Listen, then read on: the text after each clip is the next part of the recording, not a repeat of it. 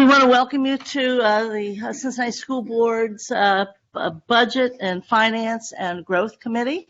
We are scheduled for about 10:45. Hopefully we're close to that. We're going to try to be done, and I think we will be, even though it's a long agenda, around 12:30. My name is Eve Bolton, and I'm pleased to be chair of the committee. And our wonderful technician is going to do the do right now about how you may participate if you'd like. And then we'll go around the horn and we will introduce all the folks that are here and their titles. Rob? Good morning. If you'd like to speak during the hearing of the public, please click the hand icon at the bottom right corner of your screen. We will then ask you for your name and school affiliation. Thank you. Thank you, Rob. And now let's start with our chief over there. Good morning. Lauren Roberts, and I am the Chief Audit Executive. Dan Hoying, General Counsel. Irene Wright, Superintendent. Dr. Kareem Moffitt, Board Member. Eve Bolton, Board Member. Brandon Craig, Board Member. Julie Sellers, CFT President. Kevin Ashley, Director of Financial Reporting and Transparency. Jennifer Wagner, Treasurer and Chief Financial Officer. Kimberly Hughes, Assistant Treasurer. All right. And if we could, as we move on, we have to go through a couple of items. But I do want to say that if there was a storm and the decisions needed to be made about the school district, I think it could happen in this room based upon who's here. So as we will move on, and I'm anxious to hear what everyone has to say. The first item is just subbing for the not yet elected chair, I'm hoping. We're going to select our committee chair. We do that on the calendar year. Mr.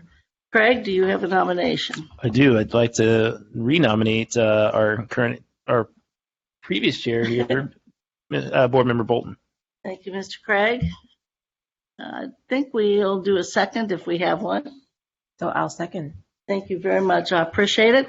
And seconding was new to our committee, Dr. Kareem Moffitt, who has served on any number of committees and is chair of our ad hoc committee, but we welcome you to finance and your expertise. Thank you. Appreciate you being here and glad to have Mr. Craig returning, and we're pleased to have one of the very active and centers of information, the Finance Committee. So thank you. All in favor of that nomination? Aye. Aye. I support too. Thank you. You really? Yeah. Thank you. I always wonder, but for about 2 minutes before this happens.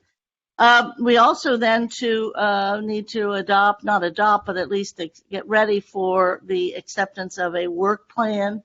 And I believe you have the work plan before you. If not, it will be coming around.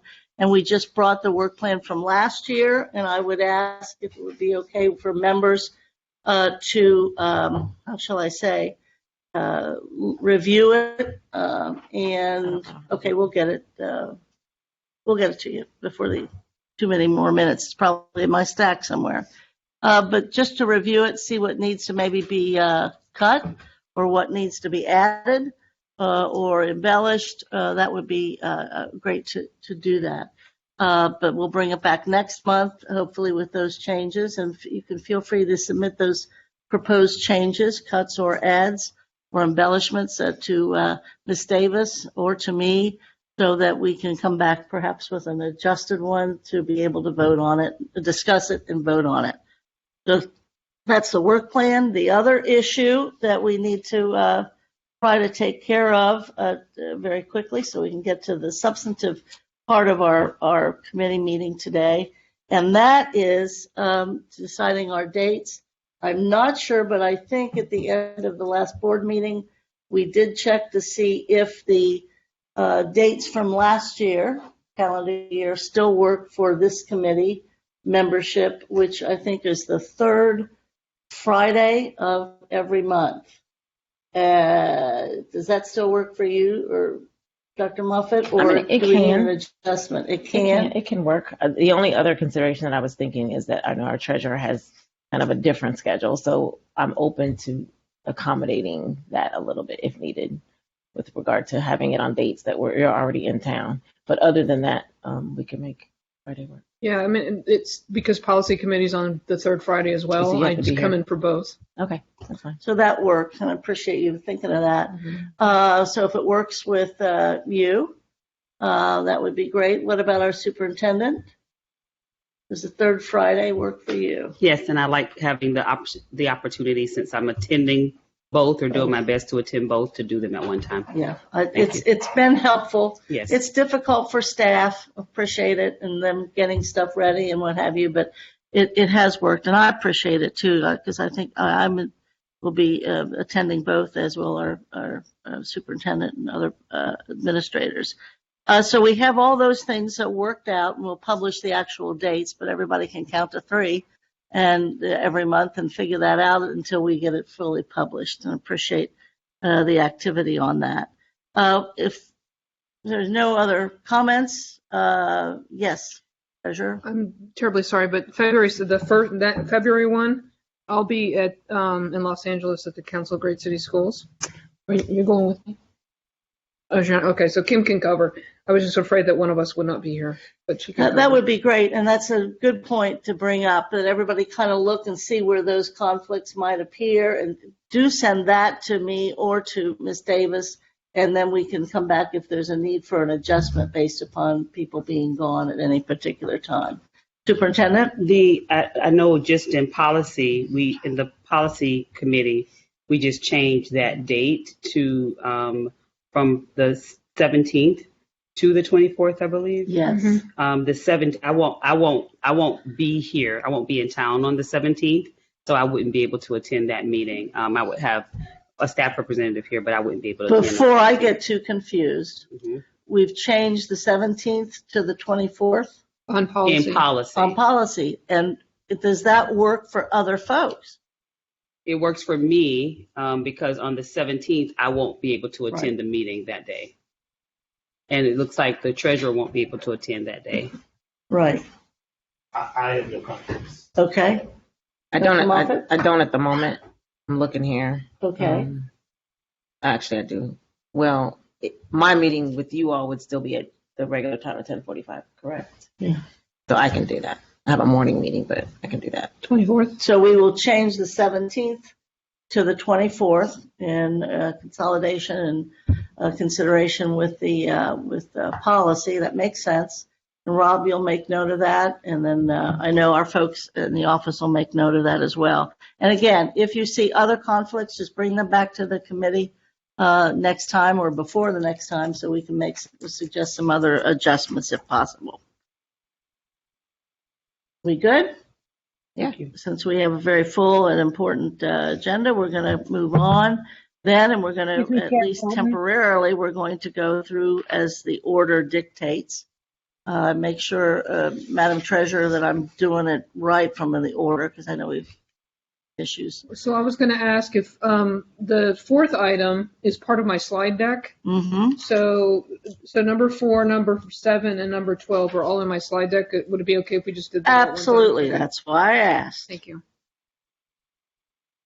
That would be great if that works, and then we'll go right back up to 1 after we do that slide deck. Does that work for you, Madam Superintendent? Yes. Okay. Thank you.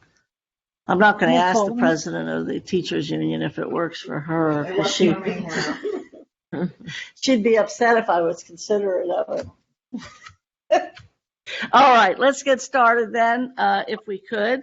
And Madam Treasurer, if you want to give us a good start. Okay, sure. Thank you, Rob. So while he's bringing that back up, the activity that we've been doing. So last Finance Committee, we reviewed all the vendor contracts that were above $200,000. And then since then, we've been looking at the 760 some that were below 200,000. And so this is thank you. So this is just a reminder, and simply because we have a new member of the committee, I just wanted to go through some of the stats that I shared. So we did an extract on November 7th, and to start this work, we had 883 different contracts representing almost $200 million. They range from $54 up to $17 million. 122 were over 200,000, and then there are 584 unique vendors in that population of 883. So we have some frequent flyer vendors, and I listed those on that slide. Now, the next slide shows you the results. So the original review that we did for the over 200, nothing's changed there. So that data is still the same. But I added the under 200 review. So there are 661 under 200, I misspoke earlier, with 542 unique vendors. And we have some frequent flyers there too. Hamilton County, Cincinnati Bell Technology, and Dream Builders. Those are the top three. And the dollar range also starts at the same lower value, but only goes up to 1.8 million. So the average is about $48,000. There's just a little smaller contracts.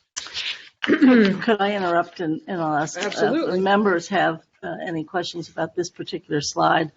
I do recall when we were at the Community Audit Committee meeting, I do know that one of the members of the Audit Committee suggested after this rather extensive review of the over 200,000 that recommendations for cutting seem to be low.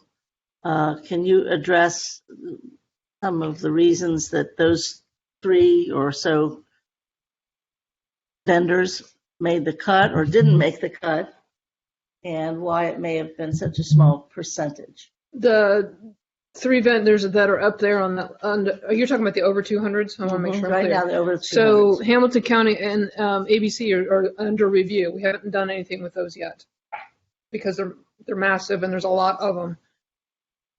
We had a very short timeline with a holiday in between December committee and January committee to get the under 200s done. So we're going to go back. If you flip to the next slide, please. So this is the process we went through, and I won't read it to you, but looking for impact on, are we getting the best bang for our buck? Are they producing what we are paying them to do? And is it driving student outcomes? Next slide. So the under 200, I'm going to answer your questions. I haven't forgotten you, but That's okay. all right. So I'm in the the results of context. the under 200, because I can't read that far. We've after the first review, 596 contracts we're keeping that represent about $20 million, at least for this year. We're eliminating 111 for a savings of 2.6 million. And there's 54 that are still under review. We need more information in order to make a determination of whether we would continue or change it. So next slide shows you the over 200s. It's the same data as before, just showing it in the comparative way. So there are 15 contracts that are still under review that represent $8.6 million. So it's not that we haven't just made the decision on those three. I was just showing those as the ones that had the highest frequency and the best opportunity for us to go and negotiate better pricing because they're contracting with individual schools instead of for the district. And so we need to make sure that we're following our board policy and state law in terms of competitive bidding processes. When you use the word eliminate, is that an appropriate word then, that those vendors and those contracts would be eliminated? From the budget for next year. Yes. For FY24? Yeah. I have quite a few questions. Okay. Good. So elimination is not, those contracts are still in place for this current school year, correct? And then with regard to, because I'm concerned, there's two things that you said that concern me. One is that they're contracting with individual schools only rather than the district. To me, the individual schools may have specific needs that are being met by that contractor that don't necessarily need to be district-wide, which sounds to me like you're trying, a little like we're eliminating the autonomy and the decision making at the school level. It feels like that to me. Okay. And so I want that's part of my question. The other part of my question is of the ones that you're eliminating, and if you go back to, I think I'm on maybe, I don't know which slide it was, but how many of those are local vendors? How many of those are minority suppliers? I'd also love to know how many of them are women-owned businesses. Like if I'd like a little bit more information on the justification of elimination for next school year. I'm hoping that they haven't been impacted this academic year, but if they have, which ones have?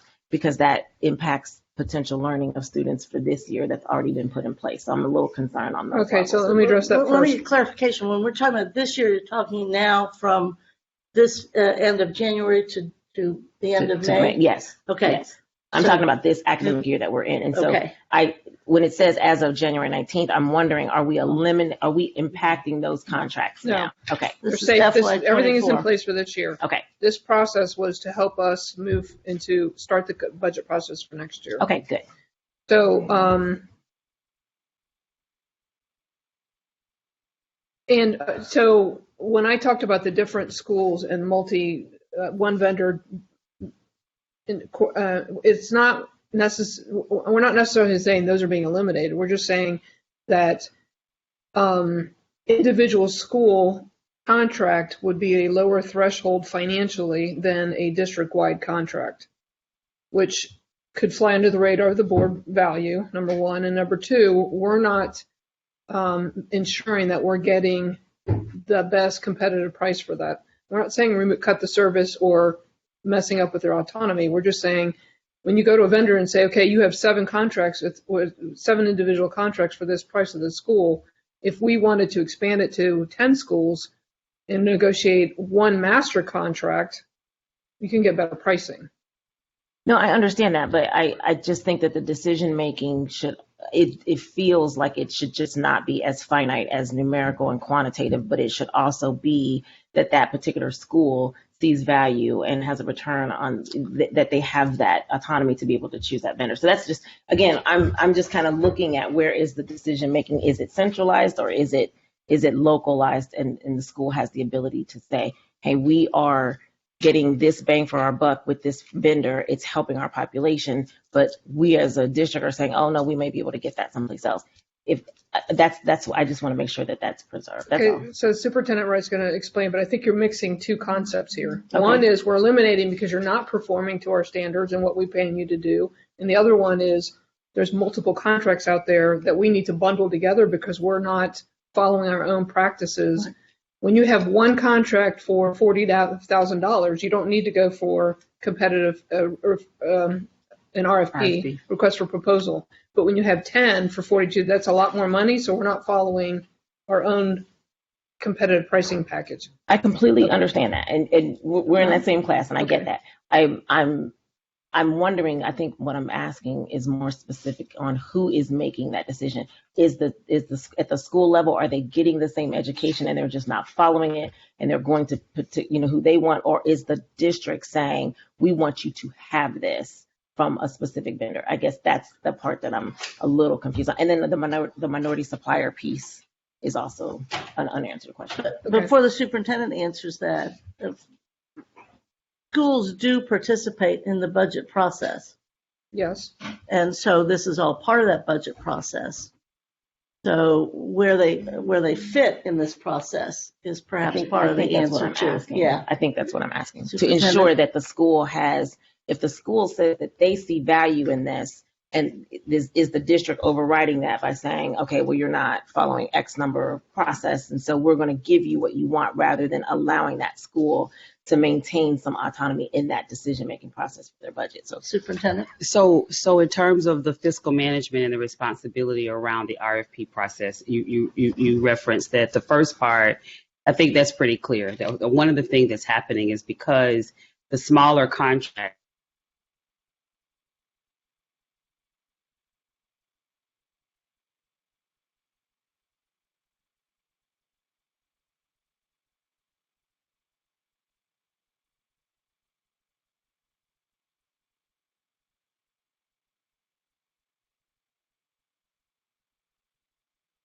full autonomy who they would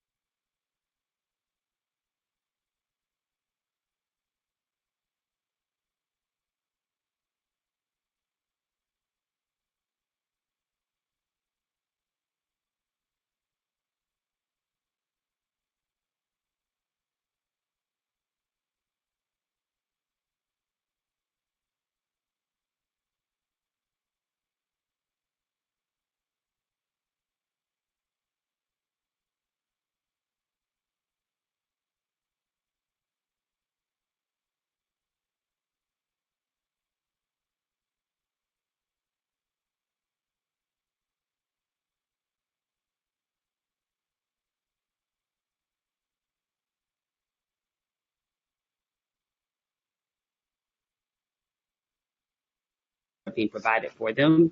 And then we will RFP those services so that then you're selecting from approved vendors based on what it is that you say that you're looking for.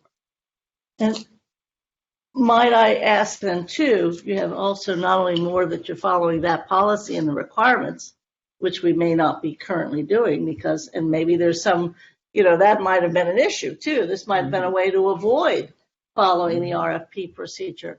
So the other piece is under that circumstance, you're going to have more of an opportunity to make sure that our board policies regarding female and minority owned and local are actually being adhered to because to get into the pool that they're talking about.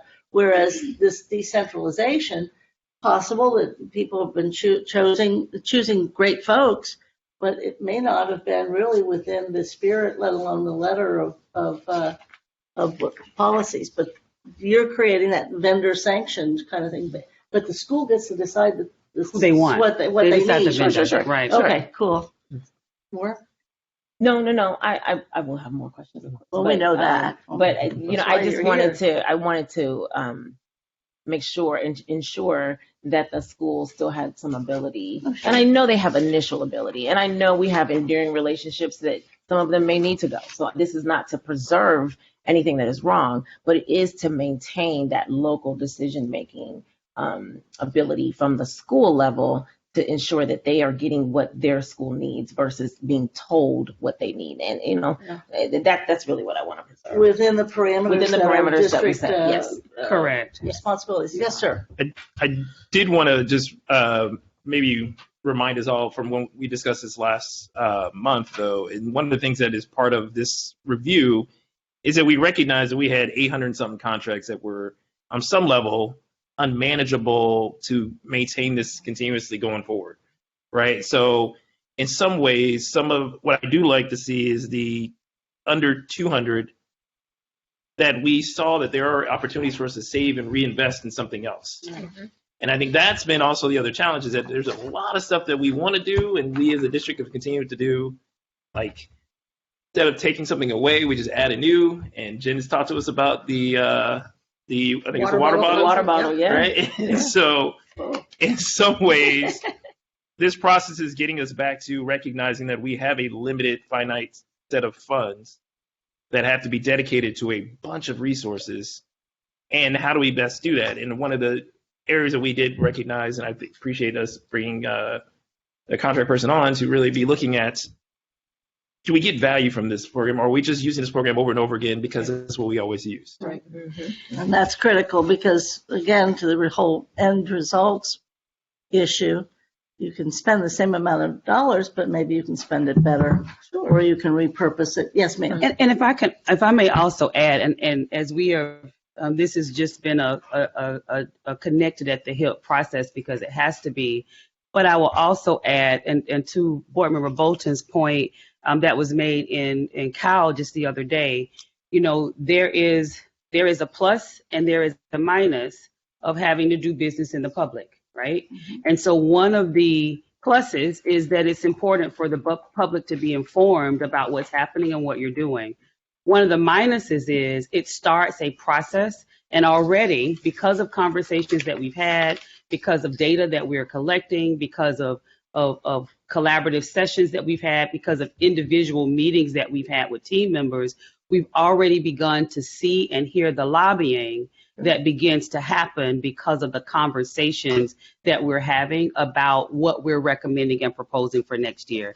There is not a space where we can share every single thing that is going to be recommended as we go through the budget process before we get to the process. So we have to do some work on the front end. So I just want to just kind of say that because I know that, you know, some of the messages that I've even gotten this week reference the watching of last month's finance committee meeting. And so what else is missing as we're having this discussion? So this is really across the district. It's an alignment with the way that we're doing audit for everything that we're doing to make sure that what we're doing and the way that we're spending our funding is aligned with what the current goals and guardrails are for what we're offering for the district. So there is this, and and I applaud the board for wanting to make sure that we go in this direction, but it's muddy and it's yucky, and it's a lot of work, and there is a lot of consternation that goes along with it. So I just wanted to kind of say that one time because I already see it. I've already started getting calls about having meetings, you know, so forth and so on. So all of that is important as we come back to making sure that we understand why it is that we're doing this and why we're looking to make some of the recommendations that we'll ultimately make. And it will get even cloudier and yuckier as we proceed. Yes, it will. And our own spirits will be tested as well as to whether or not we will keep our eyes on the prize as to what best serves the students and the families. Treasurer Wagner? Yeah, so to kind of remind everybody, the context of what we're trying to accomplish is that we have a current general fund budget of $613 million this year. Based on the forecast, our budget target can only be $565 next year. So we're already looking at shaving out $48 million. Step increases of the current employees add $6 million to that nut already. So now you're up to $52 or $54 million. We can't continue to spend money on the things we're spending money on and meet that target, or we're going to run out of cash too soon and have to go back for a new levy. Right? This is all about preserving cash balances. Right? We're not going to get it. Right. So it's hard, it's painful, but we have to maximize every dollar we spend so that it's going to drive student outcomes forward. And not everything we've been spending money on is necessarily being successful. So there's a decision whether what needs to happen to make it successful, or do we find a different way to do it. And so I just wanted, every public setting, I'm going to keep reminding everybody about that budget gap. I think the budget gap is worth it to get where we need to get. And I would call this what we're doing, and this budget ultimately is going to be a transformative budget. And much of it will not be recognized.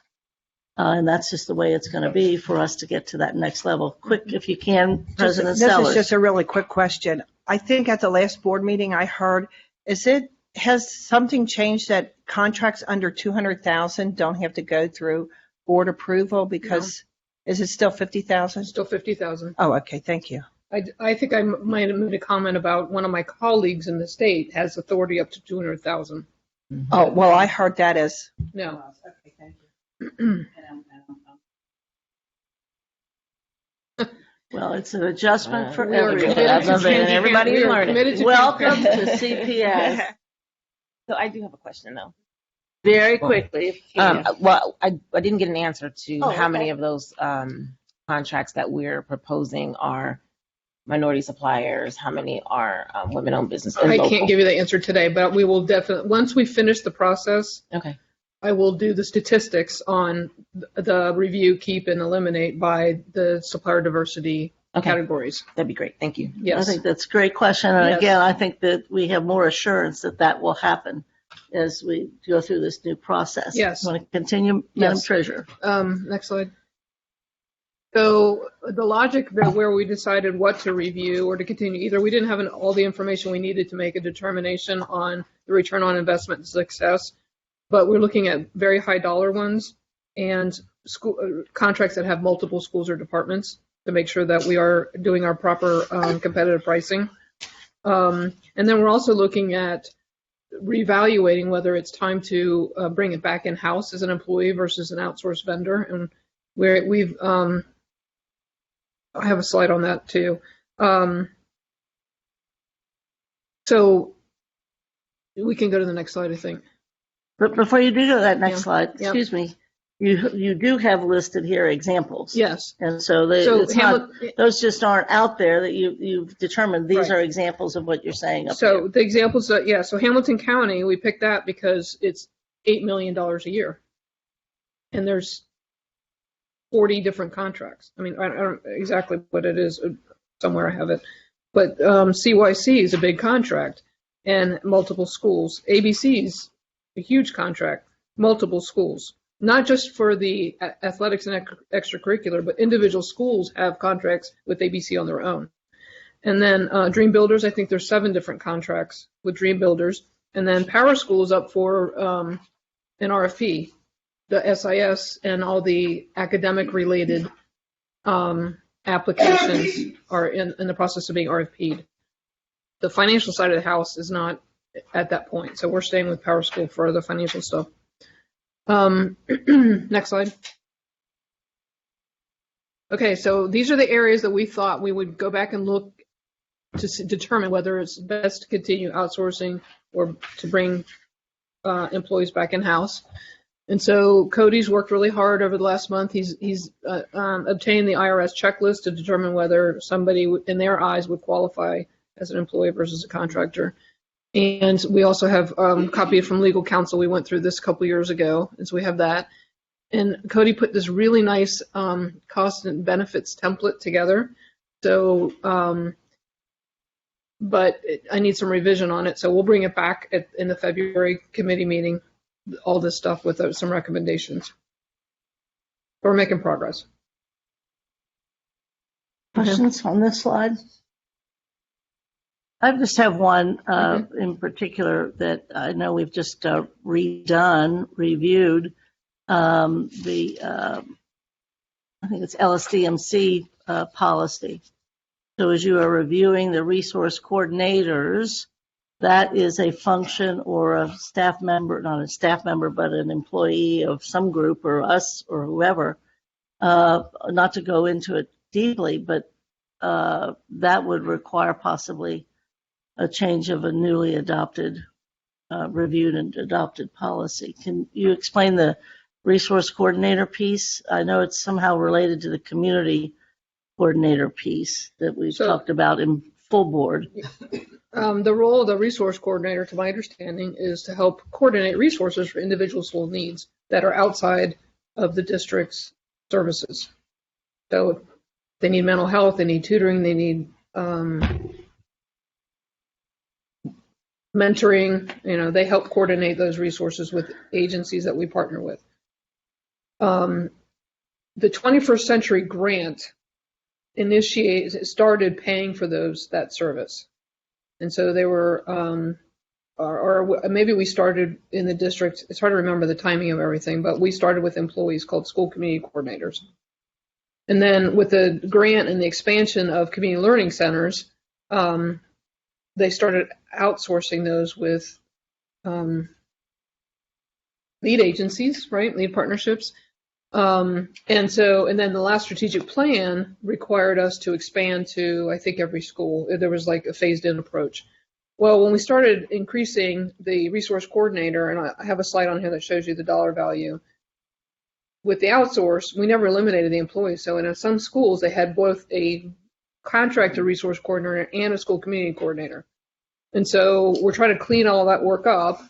And then we had questions about whether they really would qualify as an employee, even though they're outsourced to vendor, because of the way the behaviors are. And so that's one of the things we're going to go through that checklist. Great. Well, we'll get there when we get there. The resource Yes. coordinator is a singularly important, fundamental part of the community learning center model. So that begins to be it. But we're going to move on. If we Nobody's can, Julie. recommending that we eliminate the Right. service. We're just trying to figure out the best way to do it. And the duplication is a really important thing. Very quickly. Or we're Do never we gonna still get have through. 21st century grants, or have they all No. expired? They're all Because somebody expired. last night at the transportation was like, "Why aren't we using the 21st century grants?" And I'm like, I don't think we have. But there's That's the problem, is we start stuff with grants, and then when they go away, the general fund has to absorb it all. We're going to find the same thing for ESSER as well. Yes. people get used to having services that we can't afford to have. Yes. So this is going to be part of that transformation. Speaking of That which, yucky on the transformation. next slide, Go for it. you asked me to bring copy or information about this Yeah. with the city of Cincinnati. So we have two. One is the crossing guards and one's the city nurses. The city nurses at $7 million is funded by ESSER. Pre-COVID, that contract was $1.4 million, and it was funded by the student wellness grant that is no longer there. They put it inside the state formula, so it was a bait and switch. So the 1 year we got $12 million in student wellness grant, and that was paying for the resource coordinators, the nurses, and a bunch of counselors and school social workers. And then they put it into the new state funding formula, so now it's subject to the state share. So instead of getting $12 million, we're getting $3 million at best. Okay, so it was a bait and switch as far as I'm concerned. So we have to decide when the money goes away, how are we going to scope our nursing services? Something that you all have hit on about the community coordinators and the resource coordinators, possibly there's that kind of redundancy as well, even in the health piece based upon the school-based health centers. Yeah. And there's 20 some of those. And so I think that the idea of duplication and the quality of the service and what have you. And it's also my understanding that somehow the contract that we have, do we have a contract with the is it Western? Western Nursing is that for separate? substitute. It's not nursing services. Okay. It's to pay for positions that are in an IEP, and when they're absent, they have to have a substitute. Or if we can't find it, it's like a long-term sub as a teacher. Well, moving forward, I had somebody tell me that they, and this could be wrong, there was also some sort of an agreement, an MOU or whatever, with some of these vendors, then that the people that they are employing can't join us as employees for a year or two or three. Yeah. Yeah. Yeah, well, I look at that too. Yeah. I've actually done non-compete agreements in the opposite direction so that my vendors can't take my employees away from me. Well, let me tell you that we need some of these folks, and they would like to be joining us, and we can't. Okay. Right. Questions? Which is also something that we look at and that we have to look at as a part of the review of insourcing versus outsourcing. The non-compete agreements that are a part of the contracts. Yes. Yeah. Yes. Thank you. Just want Mr. Craig? to note though also these are services that the city is, essentially that we're using city resources to hire these folks, but essentially they're not really investing into those folks. And so, Right. The Crossing Guards is a great example of, it's nearly $1 million of funds that quite honestly, in some level should be at the very least partnered, if not fully done by the city. But if they're not, I know Board Member Bolton has been a big advocate of the fact that we would hire them better than the city would hire them. But I think this is one of those opportunities where we need to be able to also say to folks, this is an opportunity for you to partner with us in a better way. Mm-hmm. And Correct. the more we can do that with some of these different things, like the nurses and the crossing guards and other services, the better we will be fiscally and the better our students will have. I agree. I think we can because we have those joint meetings. So I think we're on the road to being able to those partnerships that we haven't had previously. Historically, the city used to pay for those services. When did that stop? Jeff Barney. Mhm. Mrs. Ronan was here in her next to last So year. prior than 2008, Yeah. because she lived. And I will also tell you that when indeed the city did that to us, and they did it to us and said, you're going to be paying, they did not insist that the same thing happened to the parochial schools. The city continued to pay for the parochial school crossing guards, but not our children's crossing guards. Just to keep that in mind about better partnering. And so, yes, crossing guards. I have a vote for insourcing crossing guards and coming out of, and I've resisted every time, but I heard a lot at the transportation roundtable, at least at my table, because I listened, I didn't participate.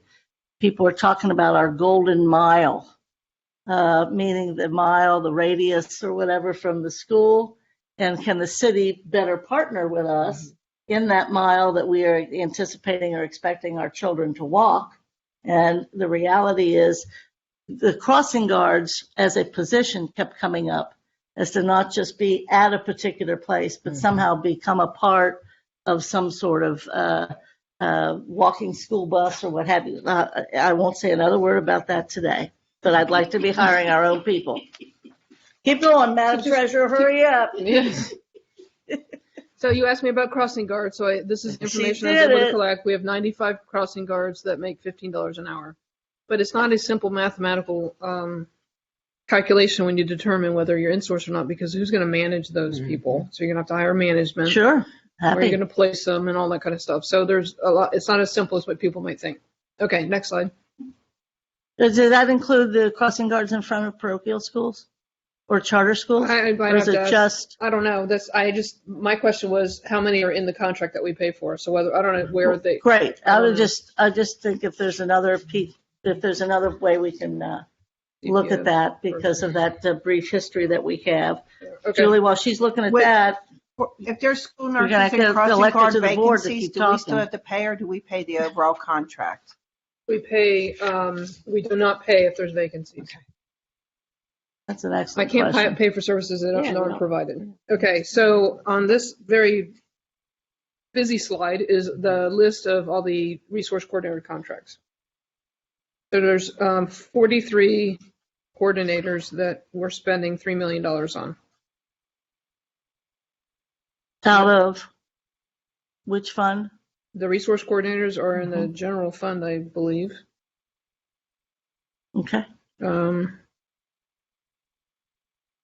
I can look it up. please. I'll look it up because I have the file in front of me. I'll look up the funding source. So I'm almost positive they're in the general funds. They hit the general fund this year when the Okay. student wellness money went away. So, so that's providing information that was requested. Thank you. So next slide shows us, like our next steps. So we're currently still on steps 2 because we have some more contracts to finish reviewing. Step 2 of yucky. Yes, that's our new word. We'll have a yucky meeting. It's an official economics word. And so just as a school, schools had their program audits, the central office, there's a few that the central office are also going to have programmatic audits to determine whether we're getting the best bang for our buck and those things. And then we'll go back and finish the whole budget process, and we'll just every committee meeting we'll keep bringing more progress reports out. Thank you. Okay. That concludes my presentation. That's the Okay. slide. Thank you. That's great. I think our general counsel is next. Are we on number 5? Good morning. Good morning. Yes. I understand the committee asked for a short update on the state legislative rules relating to the school board's disposition of property. This is when we're selling property. These are challenging rules for us. They've been in place for some time. They continue to be in place. We have lobbied the General Assembly to try to ease some of the rules on this. But in short, when the school district decides to dispose, to sell or lease real property that it owns, so real estate that it owns, under Ohio Revised Code 3313.413B, quoting, when the board decides to dispose of real property, it must first offer the property to governing authorities of startup community schools, the boards of trustees of any college prep boarding schools, any STEM schools that operate within the district. It has to do so at essentially these schools get a right of first refusal of any property that the board decides to dispose of. And the right of first refusal has to be offered at a rate no higher than the fair market value of the property as determined by an appraisal that's been done not more than 1 year before the sale. So in other words, our first step when we've sold real property, and we have at times, is to get an appraisal and a fair market value, give 60 days, send an offer to all the charter schools that operate in our area. The last time we did this, there were approximately 40 letters that we sent out informing them that the board intends to sell this property, that here attached is an appraisal with the fair market value. And if you have an interest in purchasing this property, you must let us know within 60 days. If there is any interest or an offer to purchase the property, high-performing charter schools have the a higher priority to purchase that property than low-performing Two of charter them. schools. Even if, so after 60 days, if no charter schools have accepted that right of first refusal, the next step is that under 3313.41, the board is required to offer that property at public auction. And this must be published in a newspaper of general circulation for 30 days. The idea being, I mean, that the property, of the school district, the assets of the school district are not being offloaded to the general counsel's brother-in-law. That it's offered in an auction setting available to the general public. Thereafter, if the property still has not sold in a public auction, it can be offered in a private sale. These are very complicated. It becomes very complicated for the board to sell property, including property that is quite valuable, is an asset of the district, that could be used elsewhere. There are a few small parcels that this has presented a challenge to the board, in boards previous to this one. Those rules are still in place. I'm glad to answer any questions. There are some exceptions that we've used before.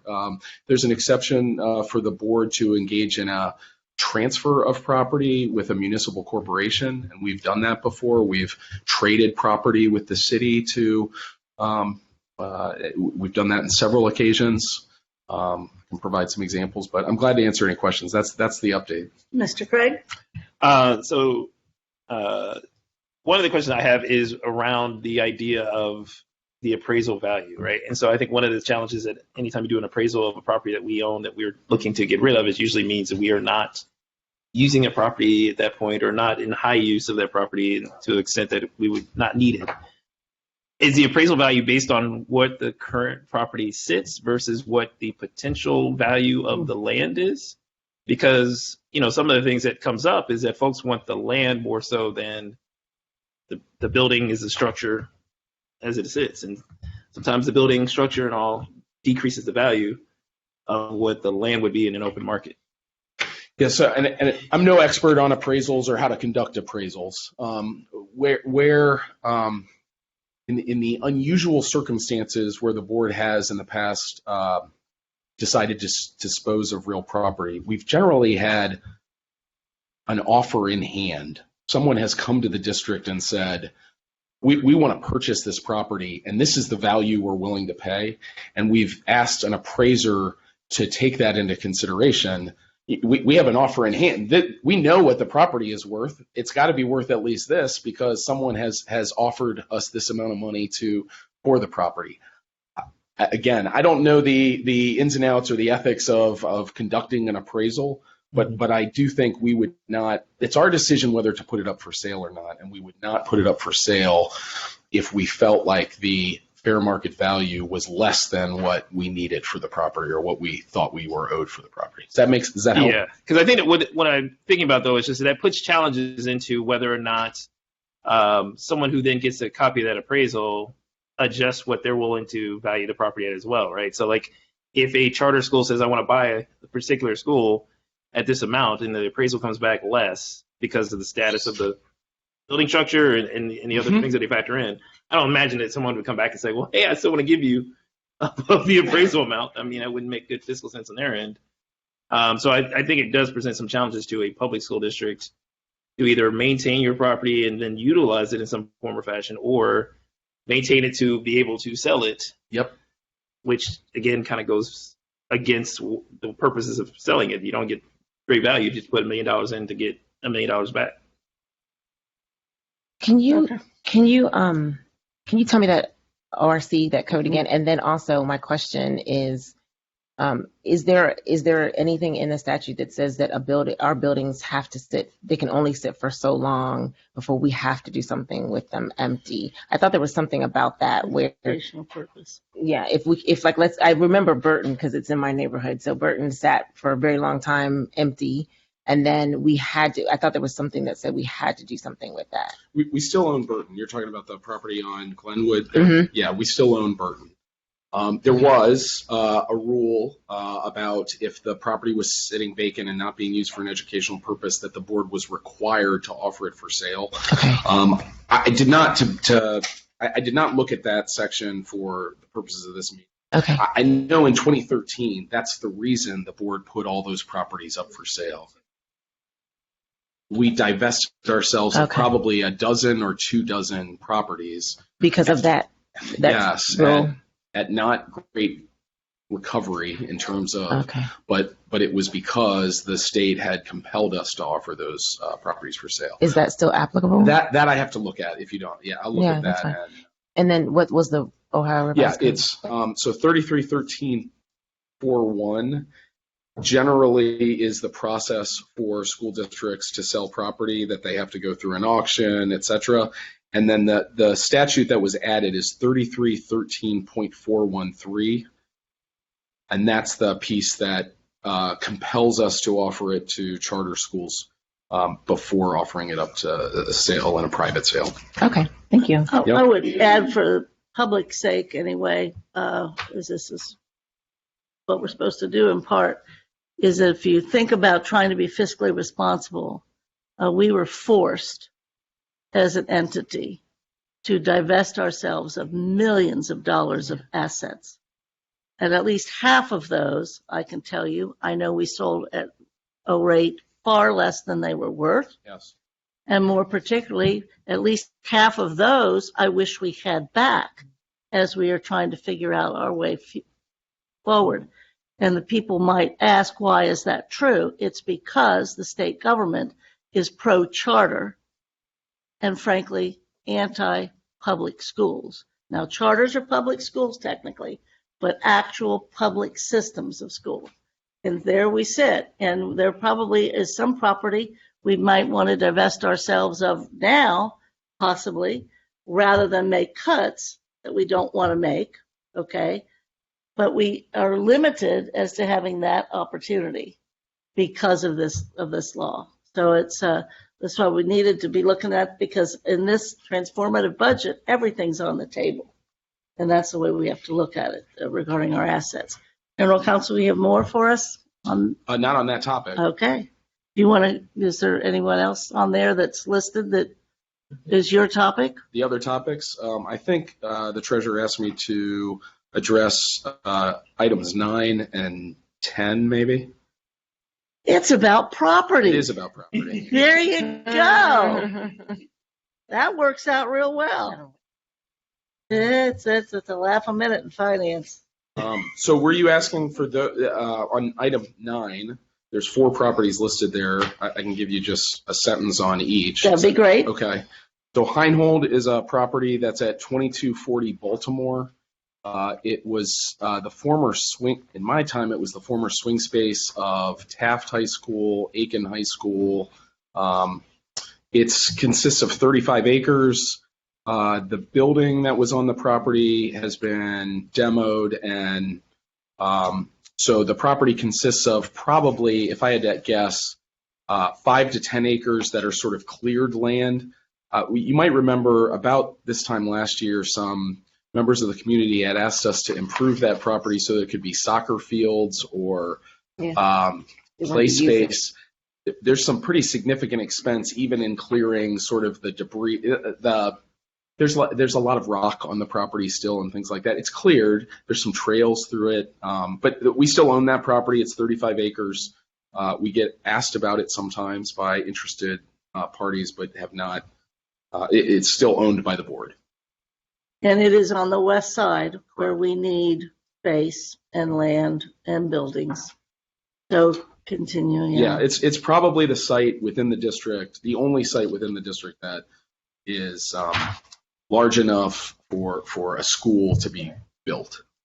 There's only one other that I can think of, which is Jacobs. Jacobs, okay. So that's also on this list. Jacobs is also 35 acres. It's at 5425 Ridge. It's the former site, I believe, of the CAPE, Cincinnati Academy of Physical Education. Mm-hmm. It was swing space for Clark, I remember. Mm-hmm. Campbell. Yeah. What was it? I'm sorry. Gamble. Gamble. That's right. Clark and Gamble at the same time. No. No. That doesn't Okay. go, there's no cohab. I was going to say, okay. Yeah. If there's flood, It's our flood that's bank. true. We have used it for that. The property extends on the corner between Winton Ridge, Dutch Colony, and it extends all the way out to Winton Road, where there's one baseball field up there. There is some elevation difference between sort of the area along Winton and where the school still sits. It's the current site of our Promise Center, and then we've got some administrative staff and offices out there. We sold off 6 acres along Kings Run to the MSD about 5 years ago for them to do some water reclamation project, stormwater kind of control system. But that's property that's still owned by the district also.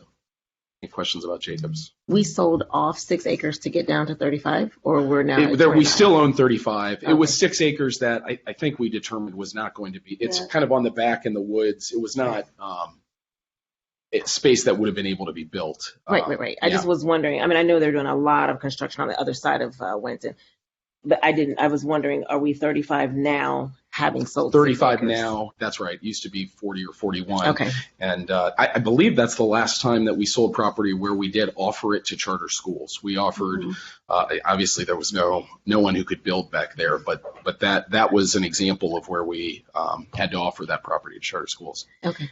Something in that area, the Cardinal Land Conservatory group, conservation group, has invested and is investing a great deal of money on the other side of Winton.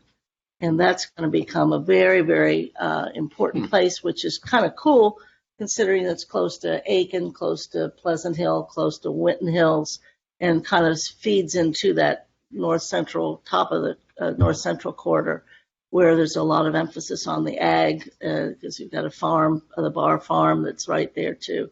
So it's an evolving section. And not sure of the status moving forward regarding Winton Terrace and Winesty as housing development there. I know there's some big changes downtown in that regard, and there was some changes up there. So it's an interesting transitional kind of place for us. And what's the last one? Well, you asked about Old Hoffman. Oh, yes. And I think it's 3060 Durrell, right off of Victory Parkway. Yes. Yeah, that is not our property. That was sold to Christ Temple Church and is still owned by Christ Temple Church. Yes, and it came up because there was an interest in that when we were expanding or thinking about expanding Walnut Hills, because Walnut Hills was a focus when we created Spencer. And then when we were talking about the additional classrooms, the proximity of that school to Walnut started to be of interest for 7th grade, kind of transition into Walnut, because you can use some of the same facilities and whatever. But my understanding is that there is interest to perhaps put it back on the market. And currently serving as a charter, right? It's owned by Part of Christ it Temple. I Part don't of it know. is. It's a They have a charter, a building behind community there. thing. It looks like Walnut. It's a beautiful little building, and it runs adjacent to a recreation field or tennis courts or something. What is it? The Evanston Recreation Center is Right right there. across. It's literally like down the way from easy enough space and close enough proximity. I think the concern again would be that it's not ours, but also what state it's in, because I know at least a few years back, the reason why it was only partly being used by a charter is because part of the building needed some substantial repairs. And so, again, I don't know how they're maintaining it. When our facilities people looked at it, it was going to cost a lot to fix it, to get to your point, for the number of students. The idea was could you do 7th and 8th grade there. You'd be lucky if you can do one class of Walnut. I mean, one freshman class or pre-freshman or whatever. But that still remains, and that's a community discussion point too, because of its proximity to recreation. There are areas where perhaps we could be looking at other kinds of partnerships or finding ways to deal with that. And then I'm sorry, last one, sir. The last one you asked about was Iowa Street. That's 2315 Iowa. approximately 2 acres. There's 2 or 3 parcels that we own there. We have warehousing space there, administrative offices, the home of our facilities department, trades, food services. There is some parking on the site, but it's limited. Limited even with the staff and vehicles that we have there now. Glad to answer any questions about Iowa Street. Anybody have any questions about Iowa Street? Not about Iowa Street, but I do have a question about good. another Go property ahead. that we have. The park that sits behind Pleasant Hill. Yeah. You know what I'm talking about. I put you on that email. Mhm. Is that is ours, correct? It's And correct. Yeah. go ahead.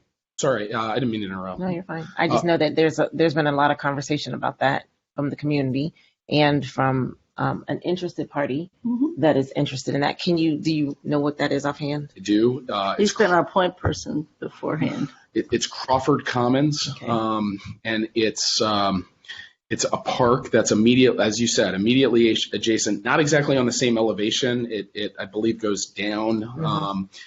It's immediately behind, I believe, the College Hill branch of the The Cincinnati library, Hamilton County Library. right next to Pleasant Hill Exactly. Academy. Mhm. Exactly.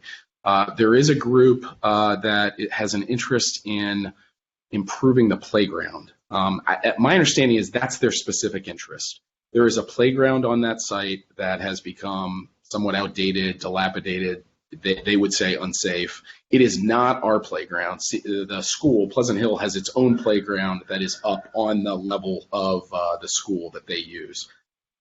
They are interested and have some interest in partnering with groups that do kind of creative playscape kind of playgrounds, and that's the group's interest.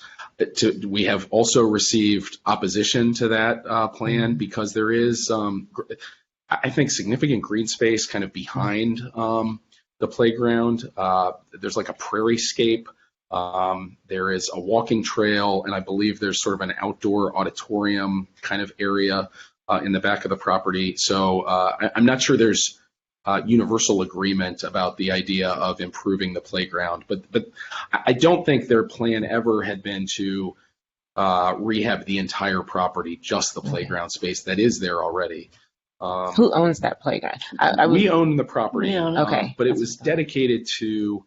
There's a historical plaque there for the Crawford, and I apologize. I would have come with some information about Mr. Crawford, but I understand that he was a prominent African American, or he was built a school for. He was a you know better than Confederate. I Yeah. think he was a Confederate soldier.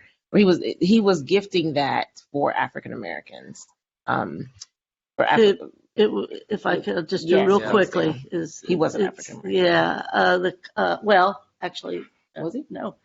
But real quickly, is during the Civil War, a Union soldier was taken prisoner. It was Crawford, and he was taken prisoner and then escaped a Confederate prison, and on his way back north was helped by African Americans who were also fleeing, and also along the way probably kind of teamed up with some of even the Underground Railroad that was running south.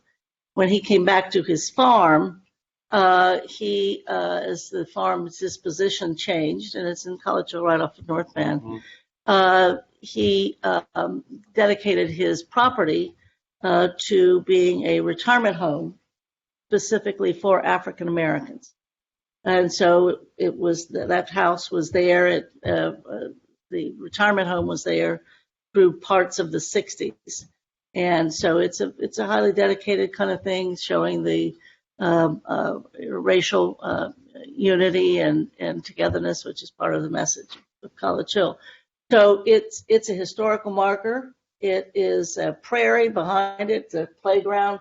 And I think the playground people have worked through the College Hill Redevelopment Corporation and the College Hill Forum. But yes, there's some residents, but that there's no change in the disposition of that property, but they have to have a relationship with us, or we have to give it to them so they can get the grant that they need. So first of all, it's very accurate to the plaque that I'm reading online, your history, including that it was used as that home in 1960. You're right on the dot. Look at you with that memory. The You property, know, College Hill is the center Oh of my the goodness. universe. Oh my goodness. Just so y'all know. the property was then donated by Pleasant Hill Academy, College Hill Library, and the Crawford Commons. That's all part of the Crawford Farm. The reason they had approached us, one, was because we own the property, and two, the finances that the group needs to raise to renovate the playground.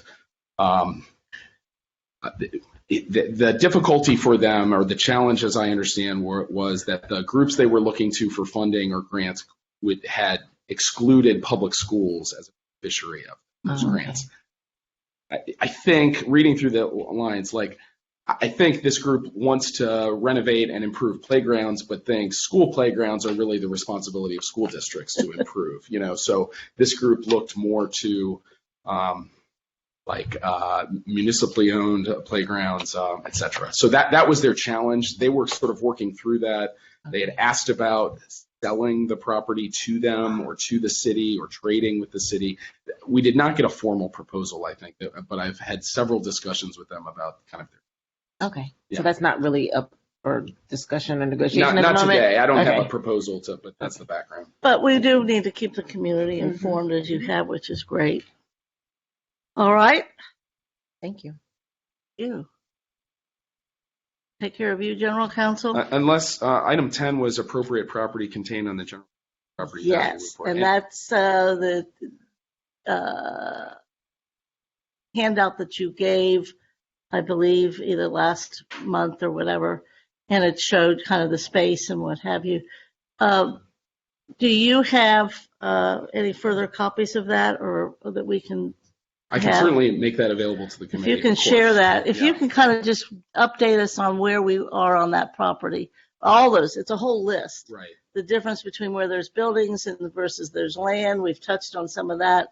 Are there any other kinds of stipulations or things we have to be considering if we're not, it's vacant or not vacant or? No, there are some appraisals on those properties. I would take those with a grain of salt. The district does not have a great interest in so the properties, some are probably overpriced, some are underpriced. We don't pay property taxes on our properties, so we don't pay a lot of attention to the price that those properties are appraised at. I would say the only general comment is I think there's a assumption that the school district must be sitting on a lot of vacant or unused property. That is very much not the case.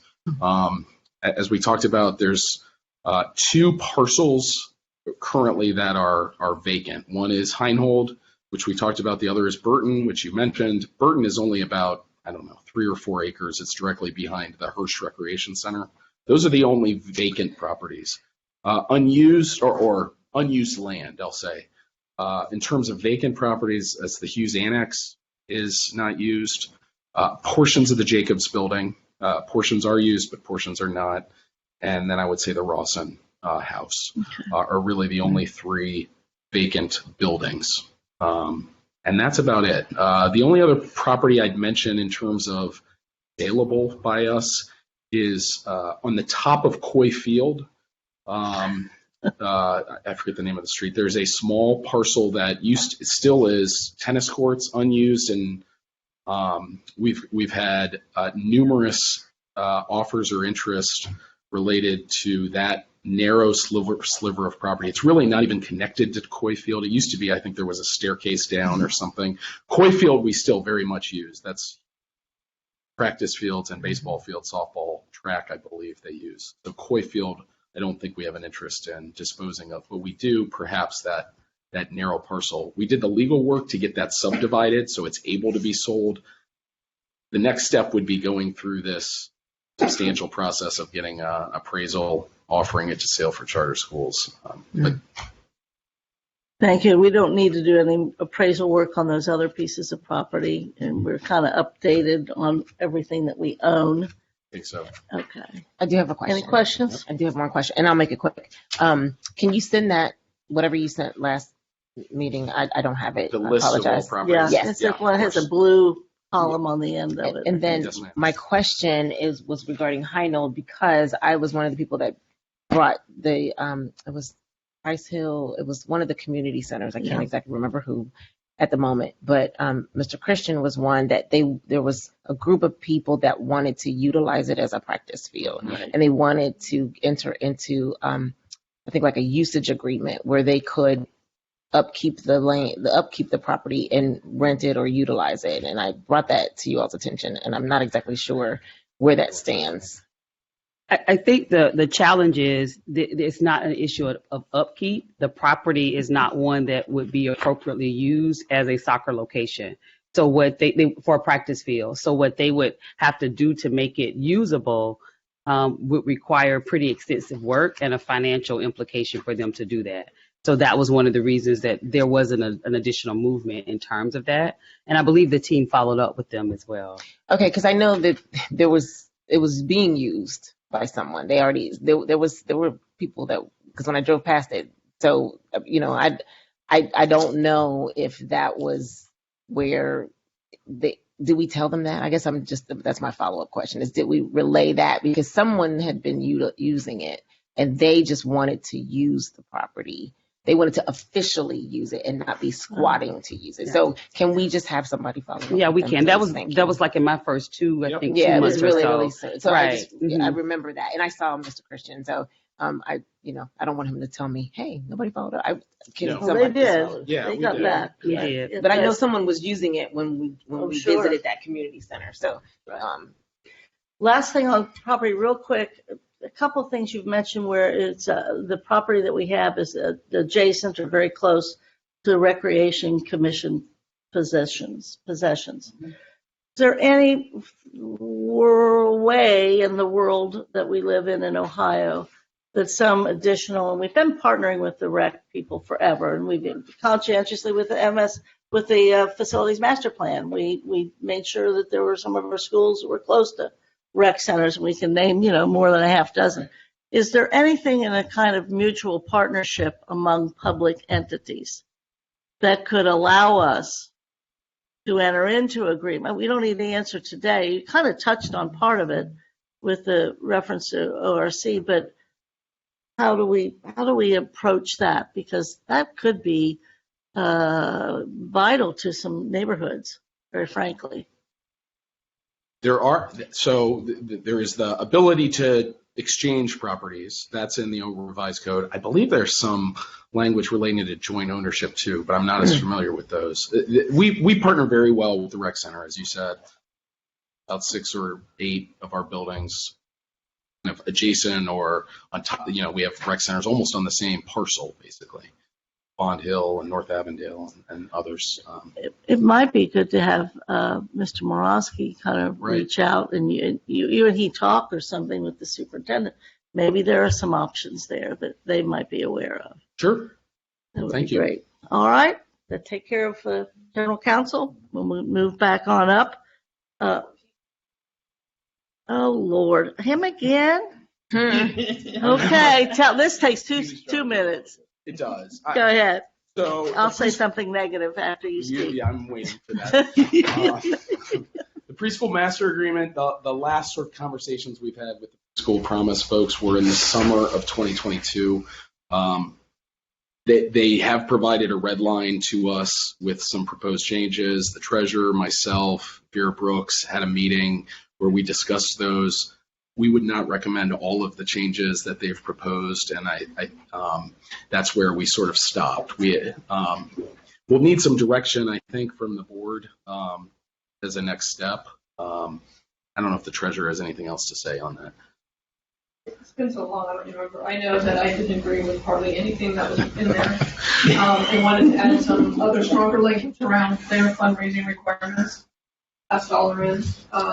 But we are operating without an agreement. The extension expired a long time ago. And we've been operating on the status quo basically ever since. Right. And if I'll interject, it probably would be useful to have from the administration your counter that you might be offering to them. And if you're waiting for direction from the board would have to see where everything actually is, and I don't believe we have. So I know we've put a kind of a delay on it. I think President Lindy was particularly interested in trying to have a little bit of a delay there, but if serves the committee's interest to have the administration report back, as confidentially as you can about their proposal, our counter proposal. I will say one of the things that I'm very concerned about is that it still is of concern to me, them raising money, but also whether or not we can continue to afford increases that they are seeking, when indeed we're already struggling about the CPS preschool expansion, and more particularly whether or not we can afford to, and at least we need to review the support that we're giving private vendors, the support of public dollars. So I have some issues, and that too is going to be yucky. Yeah, and I know we've talked about it before from a budget aspect, that we have more students who are receiving some of the, like the tuition funds and these type of things that are the dollars that are also coming out for services, that theoretically they would like us to be able to do more with, be able to provide more services. And it's a great idea. It's a wonderful thought. It also puts us in that weird position of, we have this agreement where they were supposed to raise funds, that they were supposed to do certain things in order to counter some of those dollars. That has not happened. And so I would hope that whatever agreement that we would reach would be able to address because it is a benefit for students for kids to go through the preschool promise program. But there is a cost to that, and that we had this understanding and had this agreement that we're supposed to establish these parameters they were supposed to meet. And if they're not meeting them, we need to figure out another way to re-examine that, because we were given a lot of responsibility from the community to do this in a way that would benefit the students, but also be done in a smart, financially wise way, so we weren't throwing money out unnecessarily. Right. The last dollar piece is very important. We're doing our last dollar in, which means we're using other funds and revenue streams to do this, and we would expect them to be able to do that as well.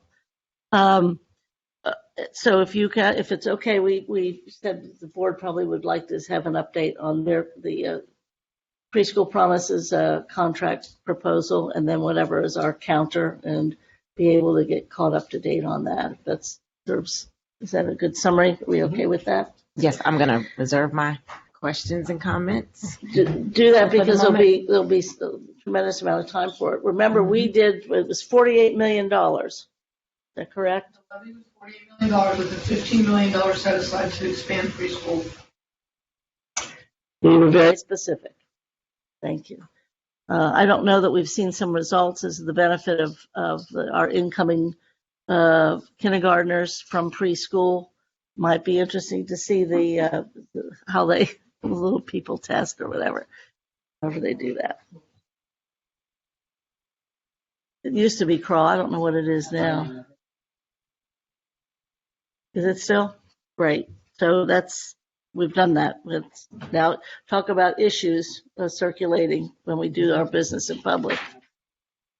All right. Any other things there? And yeah, if she's not leaving, are you?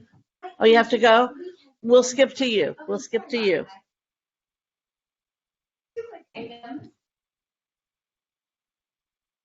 Fortunately, our audit committee members agreed to sign up for another 3-year term. So we have 2 resolutions, the one reappointing 3 of those members for another 3-year term, as well as 2 of our members, Dan Holthouse was nominated as our chair, and Liz Guttridge as the vice chair of the audit committee. So we respectfully bring those forth to finance for your review and approval, and ask if in agreement that they move forward at the next board meeting. Those resolutions. Yes. So we have those resolutions we can review. Do you have anything to tell us about those folks? I think, they're a continuation of existing members, which is a great sign. It shows that our members are continuing to seek interest with the district, but also from our perspective, we're incredibly grateful that they've continued to choose to stay with us. So I bring forth all of the recommendations with excitement. That's great. And I was just looking for those resolutions and found the work plan. So there you go. And I will tell you, it is not in my mess. This one belongs to staff. All my mess is here. I got it. I'm usually the one, but We're gonna blame you. but I'm gonna blame. Don't blame me because I'm usually willing to take all kinds of blame, but not that one. Thank and you. I believe Ms. Davis said that those resolutions copies are in your folders as well. They Yeah. are. And then the only other final item would be the 2023 Audit Committee schedule. I believe Ms. Davis passed along for your review. I have not yet shared it with the hopefully official Audit Committee chairs yet. I wanted you all to put your eyes on it first. So I'll work with Ms. Davis after this meeting if it is approved to communicate with that. And if you could just email the board members on this Yep, panel absolutely. what some of the options are. We want to try to meet with the community audit folks need, but since if you're on finance, you're on two different committees. Absolutely. I wanted your all So that'd be first, appreciated. So that's great. I'll make sure it gets over Thank to you so much. Thank you. Great. Now, I'm losing space right here, but we're ready to go to, well, we have the appointments. We've done financial audit update. We didn't need to be worrying too much with that, right? Kevin's doing that one. Kevin, I'm going to hold you off just for a minute while people are leaving. Yeah. And if we could, another thing Kevin often presents is going to be submitted in writing and be posted, which is our financial monthly reports, which is great, and we appreciate that. So we have a short transportation update, talking, and however people want to handle that, I'm willing to listen. So in terms of the overall transportation update, the board and the weekly updates that I provide, we have recently, in the last maybe 2.5 weeks, Board Member Bolton was a part of the conversation. There was a conversation with the CEOs, chiefs, vice presidents, whatever you call them, a representative from each of the of our yellow bus companies with our vice mayor and our team to just discuss some of the questions that still existed or that came out of the joint meeting around transportation. And so I think that the providers were able to reiterate really the same things that we've been sharing along the way, that we've been really transparent around where we are with transportation, and the fact that the challenges are greater than just anything that could be happening in Cincinnati public schools. So where we've moved from there, as the board knows, we have started our transportation roundtables. 2 of our board members attended the first one. We had our second one last night. We have 6 more to go. One of those is virtual. Simultaneously, we have identified a partner that we're working with that has an expertise in transportation, logistics, et cetera, and has worked with school districts across the country at no cost to the district. So I think that that's something that's very important, because we have experts that we were able to get a grant for to use the service.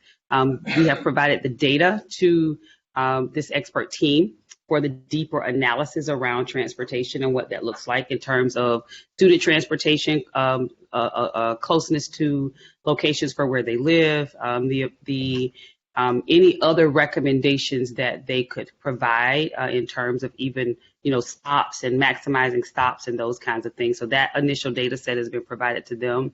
My goal would be, once the recommendations are done, that we would have the team to come and do a presentation to the board directly, so that you would be able to ask them individual and direct questions. So I think collectively that's where we are right now. We still hover around that same 80 to 85% on-time rate, which is until we have those other, buses that our chief of operations discussed in the initial meeting, the transportation roundtable that we had.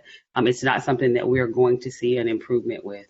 The second thing that we have also that we're looking to bring, we're in the process for those select schools where there seems to be a repeat scenario for them, to offer them the opportunity for this second semester to offer pay in lieu of, if they choose to, pay for their children to to transport their children during this time so that they would then, be moved from those buses and those bus routes. So that is in process right now in terms of collecting that data back to see which parents, may be interested in that. It is not, so that the treasurer and I have discussed so that she does not panic.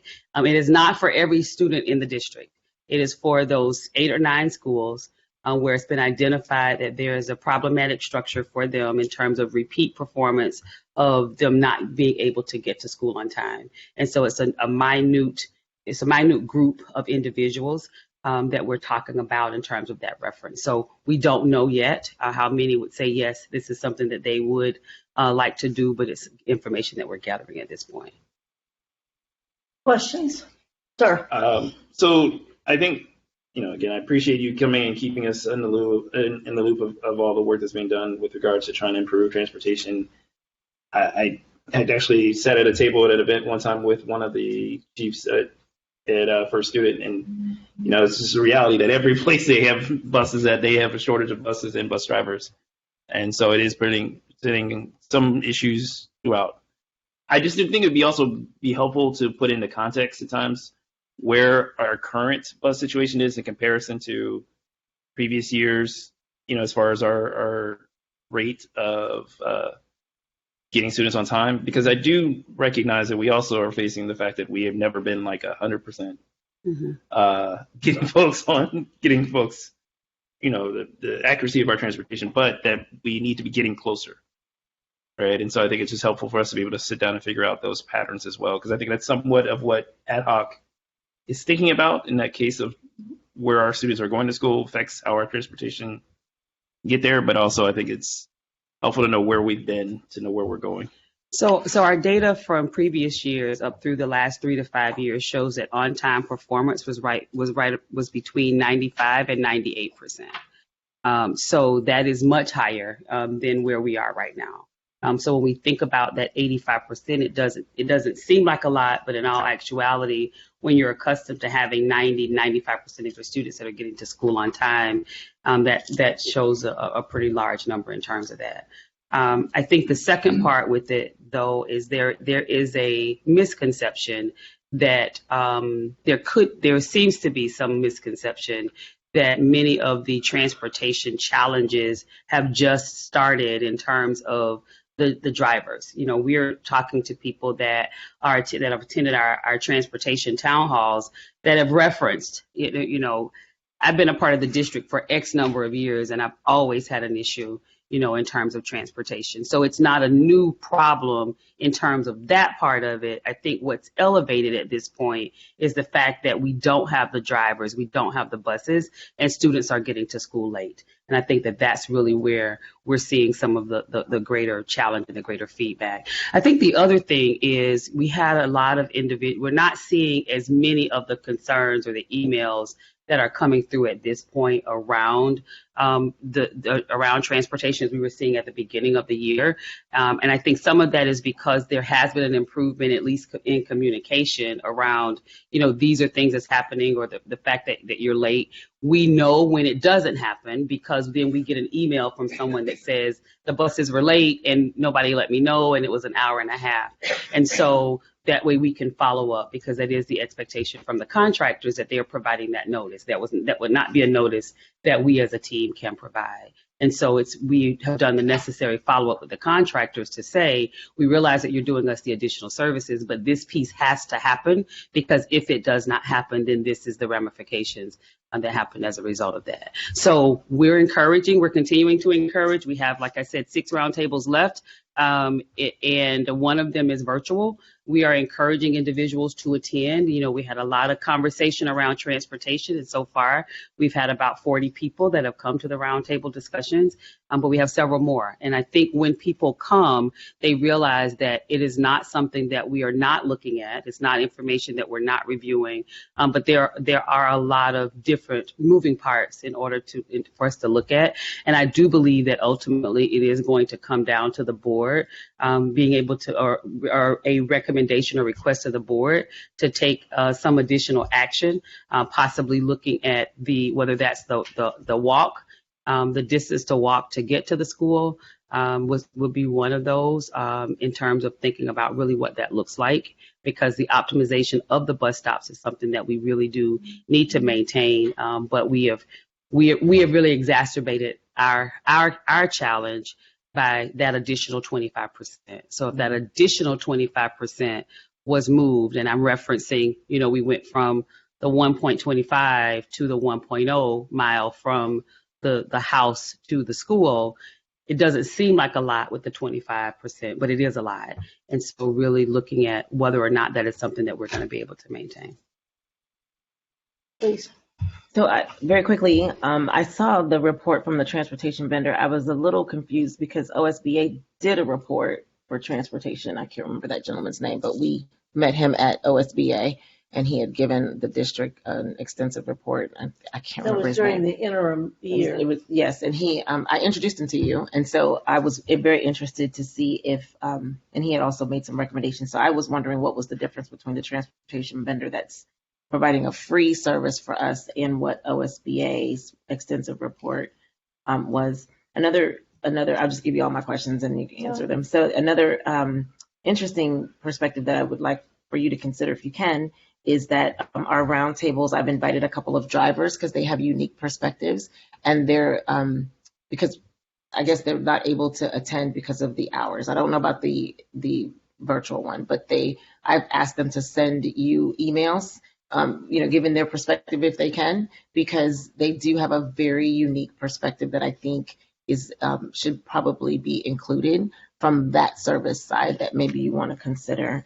I know that in attending the transportation roundtables, I think parents are just a little exhausted because it hasn't worked for so long, and the communication is definitely getting better. So I think that's a good thing. But the app seems to be a problem, and they said that the app has never worked or has never been consistently working. So that's just one thing that I wanted to, in reflection, share with you that I had heard. And one parent said, and this is why I say that, she was just like, just stop complaining. When the driver has to detour off of the route, apparently it stops with the GPS and if there's construction or whatever.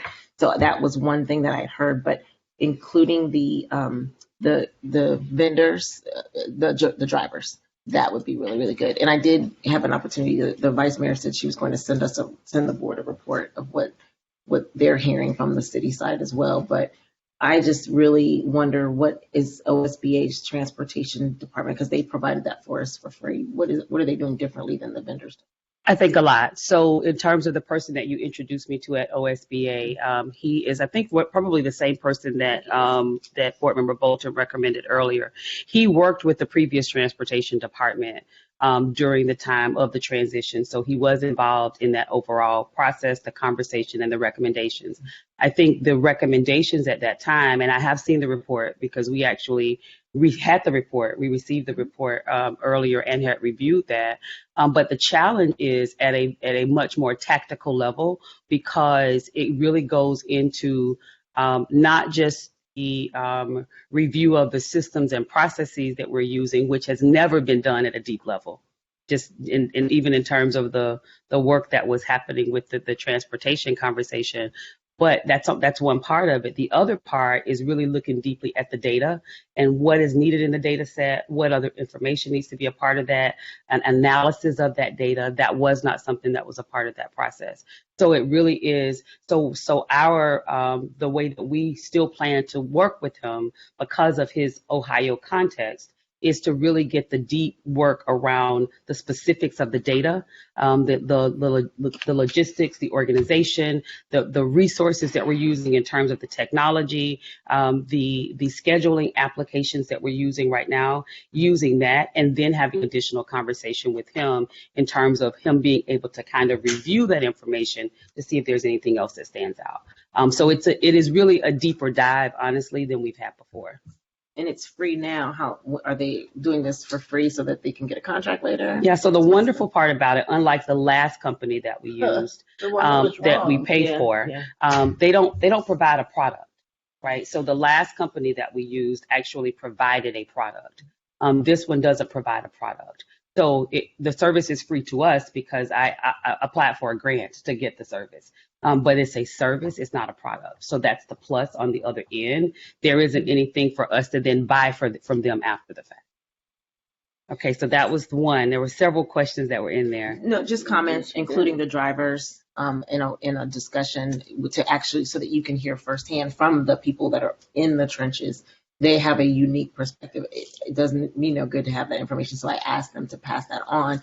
I asked them to attend a roundtable, which they can't because many of them don't get off until 5:30 or 6. So they couldn't attend, and that's what they shared. So I said send an email because they have perspectives on maybe how to help with the transportation. So there was a first student driver meeting that was actually here that was done by first student. But to your point, there were a few drivers that when we responded, we're pretty active on the social media sites. And so there were a few of the drivers that made comments in terms of that we did encourage to come to the community sessions. We did expand a session to one for virtual, and then we did another session during the day to try to get some of those individuals to engage as well. But we've also asked the team to schedule, I know that scheduling is tough just because of the hours that they work, but to schedule through the contractors because the drivers actually, work for them. So we'll really be scheduling through the contractors for any additional sessions that we may be able to have to hear from them directly. So thank you for sharing that. I have several I don't know that they're quick, but specific questions. Like there's been efforts and a couple of comments. When you mentioned the in lieu of, yes, was that specific to elementary or was it elementary and high school? Actually, it's specific to our students that are on yellow buses. Okay. Because we've not had a challenge with students being able to get to school on the metro buses. Okay. Okay. Thank you. And then also, I know we keep hearing from the transportation folks. This is my personal issue here. I keep hearing about the quadrants. The transportation speaks in terms of quadrants, and I'm just hoping that somewhere along the line, people start to understand that too. And ad hoc, we're talking in terms of west and central and east. The other, and we don't have to change that now, but I just we've done quadrants before, and I understand it must be a transportation thing, but to keep going, if I could, do all of our high school students and including the 7th and 8th graders that have opted to be on Metro, do all of them have the specific cards they're supposed to have? And do those specific cards tell us when they get on the bus and when they get off of the bus? So as the cards, there is a mechanism for the cards to share with us when they get on the bus or that they've gotten on the bus because there is a swipe. There is not a requirement or a way to control for when they get off of the bus. So that's still, that issue hasn't changed from the beginning of our conversation. So knowing how much we give Metro, and it's much more fiscally responsible to be paying them than because the yellow buses cost more. Correct. But knowing too that they had a rather large levy that passed, what's the plan? And we have an agreement that we have to for this coming year because we're only the first of the two because we kind of do those every year with them.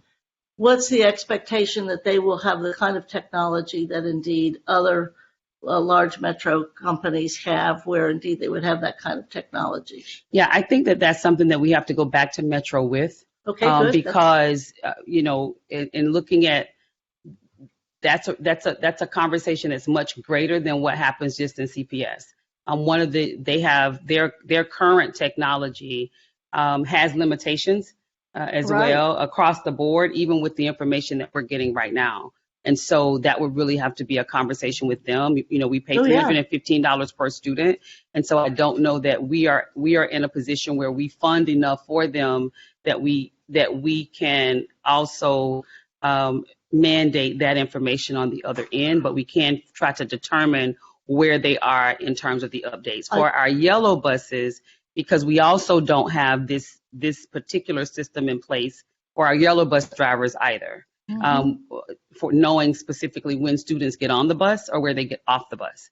And so that's one of the reasons that we're doing the ID card pilot right now, because there's Right. not a way for us to determine that CPS itself. for us. We don't have a way to determine it. So our students that ride the bus, we have to believe that once they go to the buses that they actually get on the bus, because we don't have a way to prove that. So at least with currently the technology that we do have with Metro, we at least know that for the high school students. We don't know that for the students that are K-6. And I know that we always say, and it's true, we can't correct this whole thing before the end of the year, but Right. there are at least a couple of things that we could then focus on, is maybe this need for technology, and also this our contracts as we evaluate how good or how bad anybody's been, but also to Dr. Moffat's point, the communication piece. Mm-hmm. You heard as many complaints about communication, not from our sharing mass conversations or information, but more about where is my kid and where is my kid's bus. It seems that could be a shorter term success to at least encourage people to think that things are going to get better. The other thing, and I don't know if that's possible, but I would focus there on that app and the communication. One of the things that the Yellow Bus folks mentioned was talking about, they need to coordinate more. And they're competitors, but it seems like if we could have a little bit more coordination, what role could they play in helping us determine start times So for next year? right. So I think one of when we start talking about schedules and even the conversation around quadrants, one of the challenges that we have, if you look at the start times across the district, our start times start at 7:30. And then we have some schools that start at 7:30, we have 7:45, and we go all the way up to 8:45, 9 o'clock. And the way that that's done right now, usually as you're thinking about transportation and how the transportation system runs, logistically, you're using the same set of buses, but that set of buses runs a complete route.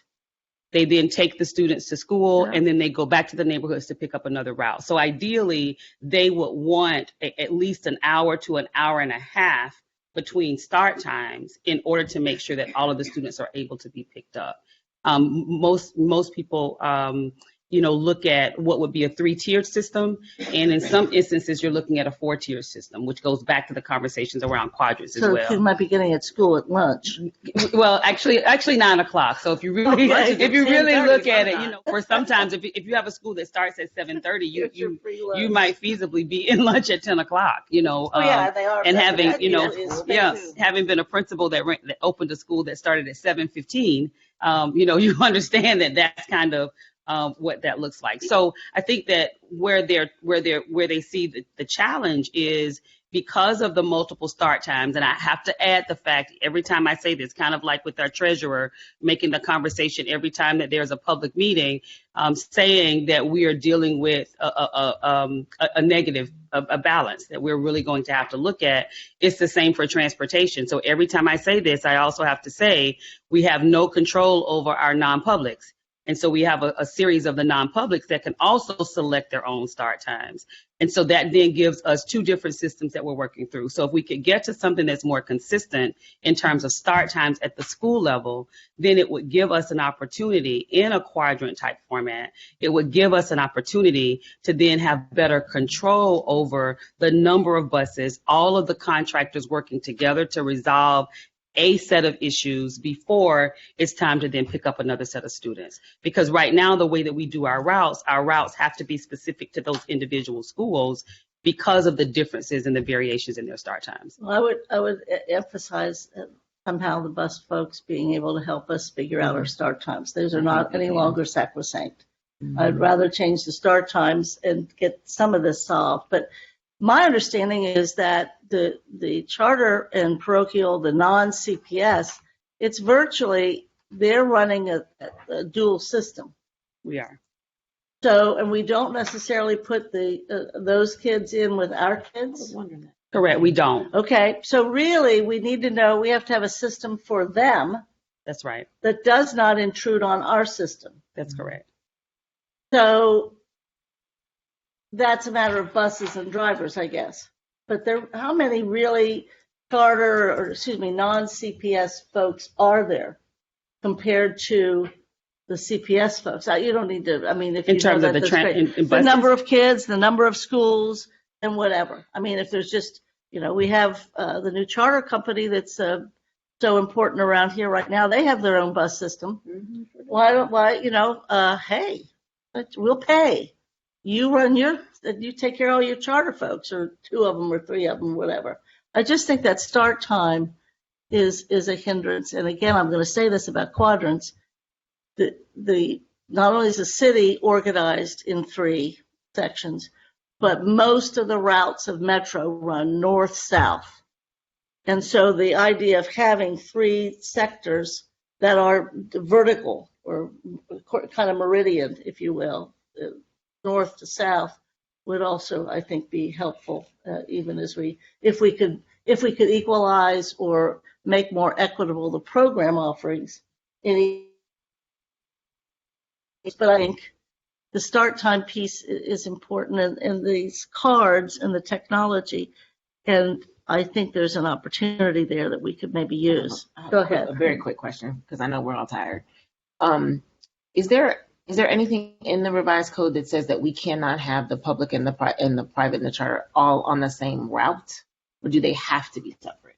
So I'm asking, like, if you're on the west side and you've got 10 kids that go to a private school, and you've also got 10 kids in that neighborhood that are going to the same area or the same neighborhood, do we have to run the bus for the 10 kids first that go into the private, and then the 10 kids public, or can we put them all on the same bus and then that bus drop off at the private and drop off at the public? Is there anything? I think I would have to review the code again. I will share just what I've reviewed in the code so far. There is very much the focus on separation between our students and charter school students. So but I will review the code to see specifically if that language is in there.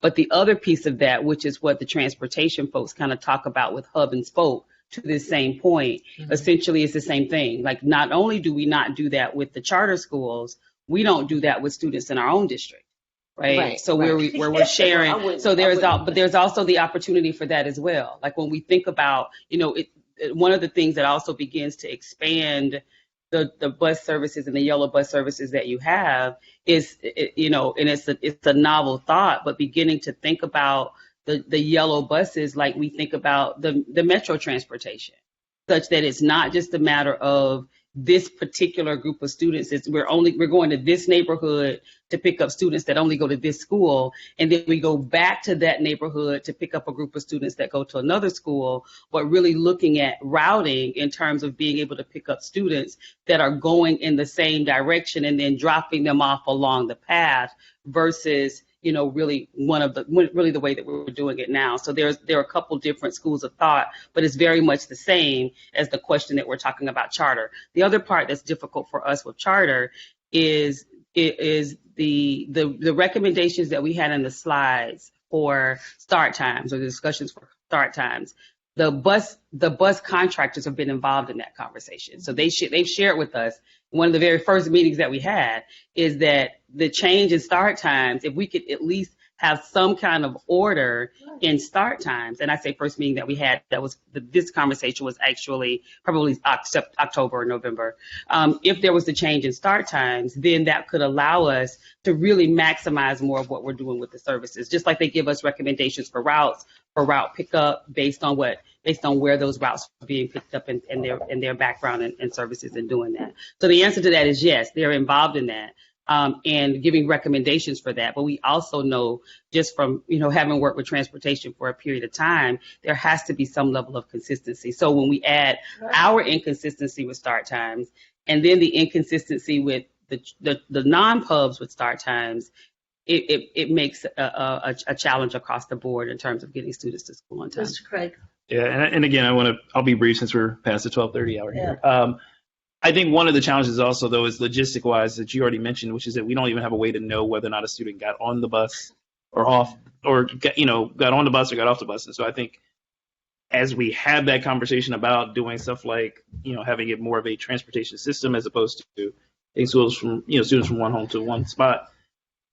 That all has to be done in the context of us being able to monitor who gets on the bus and doesn't. And so that historically has also been the challenge with putting folks together with multiple schools or even with charter schools and our public school students, is that you have to be able to then account for where the kid got off the bus at and what building they're at and that type of deal, which is a little bit harder when it's mixing them and we don't have a way to track whether or not they even got on the bus in the first place. Your superintendent has been asked to be on, which I think I shared with the board, on the work team, a national work team for transportation, for system level leaders around these same conversations. And at least one of our contractors right now has the capacity, and we've already started those conversations for next year, has the capacity, even with an app, to allow students to use an app, get on the bus, scan the app to get on, and then it would become a matter of training students, if you will, to scan as they're getting off. Mm-hmm. And so there is with that technology, that there is an opportunity for that exists. Even when we go through the conversations that we're also having around electrification, looking at buses that have more options and more opportunities for us. But it's a work in progress. Like, it's not, there are systems that you can purchase that you install on all of the buses that you then print out paper cards, for students that you're then working with them on scanning those cards as they're getting in. But it's very cumbersome. So the question has been with the team that's really, really forward thinking in terms of that. How quick is that possibility? Right now they do it through what would look like an iPad that's installed on a bus that you would then use an app, to register to get on the bus, or scan to get on the bus and then scan to get off. And then we would have to just look at how that changes for our younger students, because there's a location that it has to be on the bus and installation and all of that. So thank you. It's definitely in the conversation, but more than that, it's also in the national conversation, because there's also the need for really thinking about the safety of the students across the board and how you can reassure parents. The applications I do want to add are from the contractors, and there have been several challenges. So the software, the tracking organization that we use, Versatrans is the company. The app has not worked since we've actually been in the district, since it's not. The other apps have honestly been hit or miss. And sometimes it depends on the tracking devices and the accuracy of the tracking devices that they actually have on the bus. And those are the things that so directly impact the families, besides, the teachers being impacted by the kids not getting there at the right time. And hopefully there is technology that allows us. And what we have is we have vendors that have not invested in that technology. And I think, we've lost virtually every battle with Metro so far, but we are where we are. But this would serve their overall business plan to know where their travelers are and going and how to do it. And they talk about monitoring it. So I don't have any other questions about transportation, but two things left. Would be, again, and I'm happy just to state it rather than argue about it, because I feel strongly that we will deliver the votes for this when we get there. And that is an internal fleet of vans. And then the superintendent, you told me that the size of the van or whatever, or what doesn't matter about it. Does all these vans require professional? Yes, anytime you are transporting students, you have to have a CDL. So it can be a 15-passenger van. When we're transporting students as a transportation organization, as a school district, you have to have a CDL. And the requirements in Ohio for how you even get a CDL and then are able to use that are more than is required across the state. And so that's something else that I think is looked into. There is a process right now where, if students are riding with someone because they are going on a field trip kind of thing, that parents can give them authorization to ride in the car with them.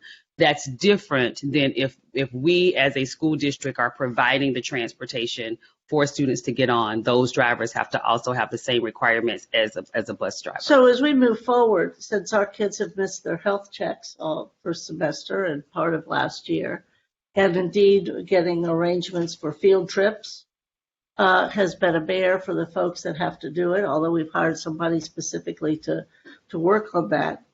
I would like to be able to know what it might be for us to provide enough time, money, and effort, and HR, whatever, to be able to have in-house not only the 15 vans or whatever. I'm thinking in terms of number of high schools, so there's nothing sacred about the 15 for our internal use during the day, because transportation also is getting the kids that are experiencing homelessness to their schools. It's also about IEPs. Are we over-identifying curb to curb on IEPs? Are there the special needs preschool? If we could actually see just how extensive and varied is this transportation, and to know that maybe we're doing great on half of the things and not so great where we're depending on others.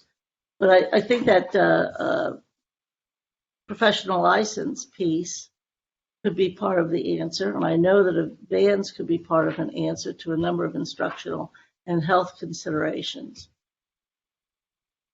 And unfortunately, the electric buses, I think we have to have some crummy bus to trade in on most of those to get the grants, and we don't have that asset. But I think people need to know how varied this transportation piece really is. So I think I hear the question as the things that we are not able to do because of the transportation issue. Yeah, I think that we need a list of that, and I think we could figure that one out. And then I would also say, if we talk about having an internal system, whether it's vans or however we describe it, the personnel, I know we've talked about the personnel of having the drivers and organizing it and who manages it or whatever, as well as the cost. If we're solving some parts of the transportation problem, it would be great. And I think we ought to be able to handle from the start of school to the end of school, we ought to be able to provide transportation. And part of that used to be we still do rent part of the shortage of buses and drivers that exist. I know we did there's an answer. We had a parent I think we were at the same session, and she said, "Oh, this is great. I love this engagement, but what can we do now?" Mm-hmm. The concern is, and she brought up, I think it was on the news, that 7 kids missed school because they couldn't get there, and food is an issue. So I do think if there are areas that we could impact very quickly, or I don't know what the issue is, but I know it has become the bane of our existence. Well, yeah, we can't open another school year like that. Yeah, I think the question about impact for now is a question that, in terms of what we've been able to share, and I know that is what we all want. We want to be able to make changes right now, and the challenge is, and I know that when the other school district made the decision to go through and reroute all of their students in January, that came up as a question for us, which, if that's something that we were looking at, and just from a logistical standpoint, it just would not have been. We think that we have concerns now through a process that generally takes months to do. Trying to do an institute in January would have definitely been a challenge. So I think my question would be, and this is really just for feedback, right? We are consistently removing students from routes. Parents have concerns because they get consistent updates from transportation. Every time a child is moved, every time a dead route is moved, we have a certain number of days that we can't remove the student from the route. And so every time a new child is enrolled, we know how our students move about from school to school. And so every time that child moves, it changes the route for the individuals that are on the bus. If we find that we are moving a dead stop and we're updating the routes, it changes the pickup times and the drop-off times for every child that's on the route. And so I think my question would be, if we're looking at what we can do now, because cleaning the routes we're doing, updating the routes we're doing, maximizing the routes as much as possible, that's work that we're doing. I think I would want to know, what other recommendations do we have based on the parameters that we know that we're working with that would feel like we are answering the challenge or being responsive? Because the struggle is, until we get more bus drivers, we don't change the overall problem. And so, I understand the concern. And as a parent, number one, and an educator, number two, it breaks my heart just thinking about the fact that kids are not able to get to school, one, on time, or two, at all. So it's not as if it's not something that is top of struggle, though, because we don't have an answer. And so when I get the concerns because the child was picked up late, unfortunately, I almost have to celebrate, because that could have been a situation where the child is not picked up at all. We have the same challenges that we're having. We talk about not having bus drivers, but the same call out issues that we have with all other staff, we have with bus drivers as well. So the backup bus drivers that they would normally have as, say, substitute drivers are driving regular routes. So it just compounds the problem across the board with the national shortage that we're working with. So I would really be open. I'm really, really open to what other recommendations we have that we can address. That's an eye opener too for me, as to part of, and having experienced it 2 years ago, when you do have these changes, it impacts all the people that didn't change. That's right. And frankly, that's part of the lateness. It's part of the delay. So we almost need to have, forgive me, a CPS Uber for the people that are new or changing or whatever, so you're not impacting the other 80% that aren't changing. And you're always going to have that problem because of the mobility of our kids. And so they're changing within the district, or we're picking up new kids or whatever. I mean, you almost need a kind of this extra fleet, this mobility fleet, so everybody else isn't being, because that's my understanding, is that when these things change, then other people that are remaining where they were are impacted negatively and lose time and lose place and what have you. There was an organization in Michigan that was offering kind of an Uber service just for this very reason. And it's not yet available in terms of in Ohio. But there, in terms of the district, there could be some opportunity there for us. I'm open to CPS, paying. I'm open to paying for the kids to get to catch an Uber or to catch a cab or whatever there is. But there's also the concern, because a lot of times it's also the younger students, as well. So there's some additional questions and opportunities an internal fleet and a mobility fleet. To her point, just as a way to close it up, I've even heard staff say that they have past students who live in their neighborhood that are coming the same way. They're like, can we just talk about a van for the school, so that staff can go and get, who have CDLs can go and get. I don't know exactly what the solution is. I do think maybe there's some discussion for innovative and creative opportunities, but I think, and again, you offer the session if they're not sharing that, but staff have also seen where kids have been passed up. They're there asking for rides and they can't do that. So if we could, be as creative as possible, but it is almost 1:00 and I know it's time to. Oh, poor kid. Yes. Are we done? We're going to have to forego Mr. Kevin over there, but yes, we are. I'm sorry this went so long, but I'm not either. I could really do like 10 seconds. Do it. That's Okay. what we 10 love. seconds. He always comes through on that. So Plattenberg is our auditor. It's through a contract with the state. It's a 3-way contract. And they actually have a minority firm that does the federal testing as well that we're required to have. And that's part of a state requirement that the size of the contract requires that. So anyway, their deadline is upcoming. to finish their audit where they give us an opinion on the financial statements, compliance, internal control issues, as well as federal programs. And then it'll go through a state review. And so their deadline that it'll have to be formally released is the end of March. That's the federal single audit requirement.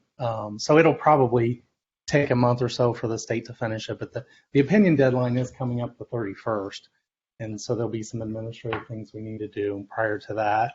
And they're completing their testing and such, but Do we have any worries? no significant worries, no. Jan, any significant worries? We're still wonderful and clean and good? Yes. We're still still waiting on some feedback on a few things, and which is typical. And so we'll work through those in the next week, and you guys will be informed once we get past that piece. Thank you. All right, thank you. Any last comments, Madam Superintendent? I'm blaming you for going over. Take the, that's right. Okay, we done? I got you. Yeah. Which ones do you want to get rid of? Transportation, Lord budget Jesus. process? You tell us. Crossing guards. She'll say crossing guards. I have an update for you on the resource coordinator funding. Oh, This good. year, they're funded out of the carryover fund.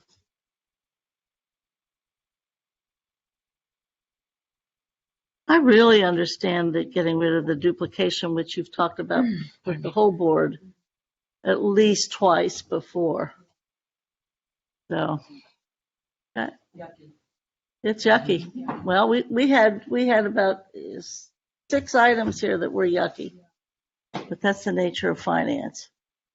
Anything else? For the good of the order, I won't say anything negative. Yeah. And they're all in-house. Thank you, Rob. Thank everybody. Right. We are adjourned.